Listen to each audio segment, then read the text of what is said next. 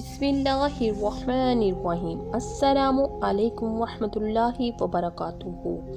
औरतें बिना किसी वजह के क्यों रोती रहती हैं? जिस घर में औरतें रोती हैं तो अल्लाह इस घर के लिए क्या फरमाते हैं? मोहतरम नाज़रीन, औरत के पास ये सलाहियत है कि वक्त और हालात के मुताबिक वो वालिदैन का बेटा भी बन सकती है और अपनी औलाद का बाप भी। ये बात सच है कि औरत में दर्द सहने की आदत है, मगर इसका मतलब हरगिज़ नहीं। औरत के लिए ज़रूरी है कि वो गुनाह करने से पहले अपने आप पर तरस ज़रूर खाए, क्योंकि गुनाह करने वाली औरत को तौबा के बाद सिर्फ अल्लाह पाक माफ़ करता है, दुनिया वाले नहीं। लेकिन ये भी एक हकीकत है कि औरत इस वक्त बर्बाद होना शुरू हो जाती है जब इसके हुस्न की तारीफ एक गैर मर्द कर रहा होता है।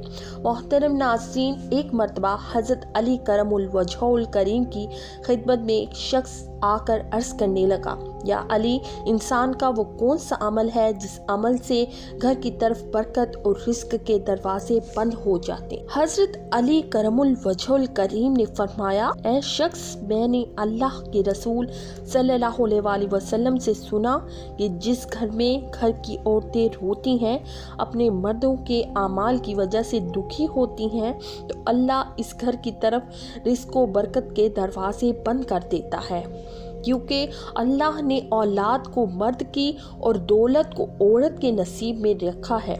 याद रखना, अगर चाहते हो कि तुम्हारे घर में रिस्क व बरकत और खुशहाली मुसलसल कायम रहे, तो अपनी औरतों पर जुल्म ना करो, इनके हकूक पामाल ना करो, क्योंकि जिस घर में औरतें अपने मर्दों के लिए दुआ करती हैं, इनके मर्दों की कामयाबियों के रास्ते अल्लाह के ख़ास फरिश्ते बनाते हैं और यूं इसके बिगड़े हुए काम भी बनना शुरू हो जाते हैं।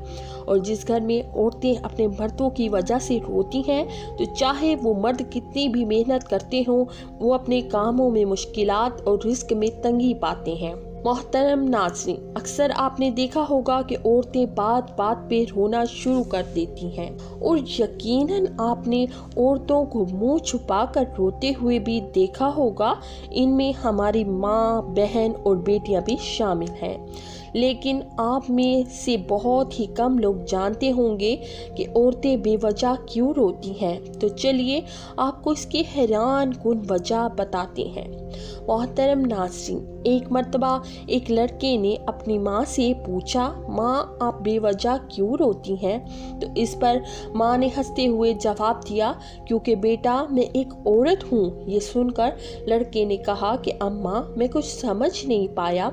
इससे पहले कि बेटा अपनी बात पूरी करता, माँ ने अपने बेटे को गले लगा लिया और कहने लगी कि बेटा, तुम इस बात को कभी भी समझ नहीं पाओगे। लड़के को अपने सवाल का जवाब नहीं मिल पाया, तो वो लड़का अपने बाप के पास पहुंच गया और जाकर कहने लगा, अब्बा जान, औरतें बेवजह क्यों रोती हैं? ये जरा सी बात पर क्यों रोने लग जाती हैं? तो इस पर बाप ने भी यही कहा, बेटा, क्योंकि वो औरतें हैं, इसीलिए वो बात बात पर रोती हैं। लड़का अभी भी कुछ समझ नहीं पाया, यानी इसको अभी तक इस बात का जवाब नहीं मिल रहा था। अब वो इस बात को लेकर काफ़ी परेशान रहने लगा, क्योंकि कई साल गुजरने के बावजूद भी वो बात को समझ नहीं पाया कि औरतें ज़रा सी बात पर क्यों रोने लगती हैं।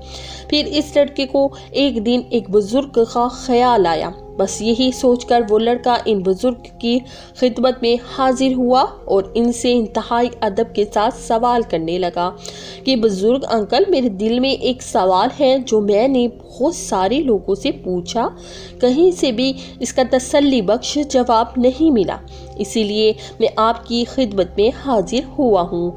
अगर आपकी इजाज़त हो तो क्या मैं आपसे सवाल पूछ सकता हूँ?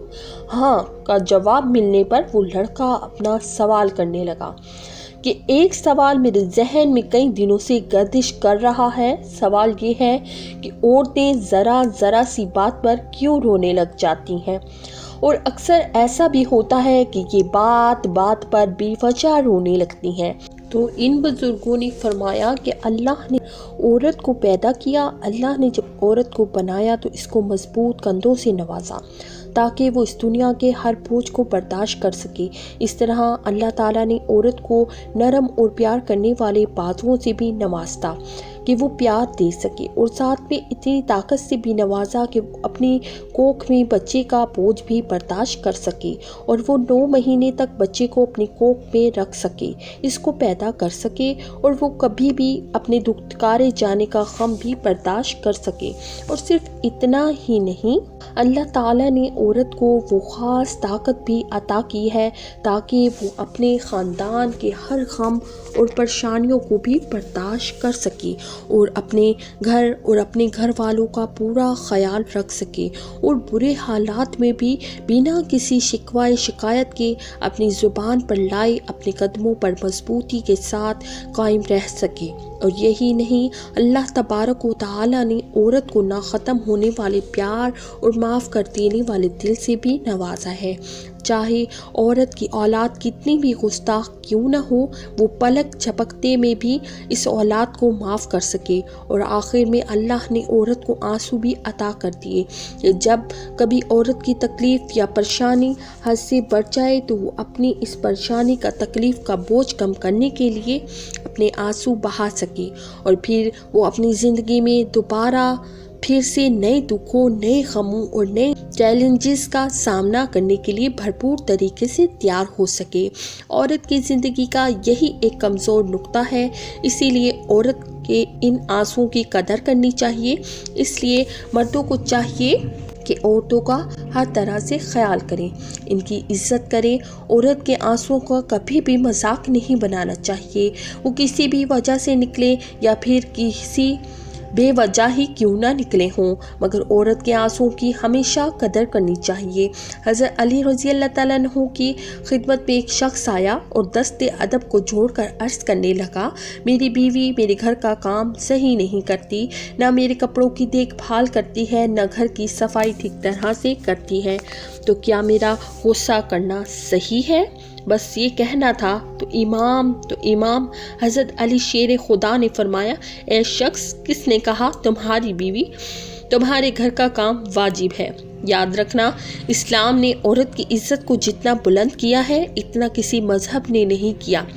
میں نے اللہ کے رسول سے سنا، عورت کی سب سے بڑی ذمہ داری یہ ہے کہ وہ اولاد کی اچھی پرورش کرے اور وہ اپنے اولاد کا خیال رکھے، لیکن اگر اپنی اولاد کی پرورش کرنے کی اجرت شوہر سے مانگنا چاہے تو وہ بھی مانگ سکتی ہے۔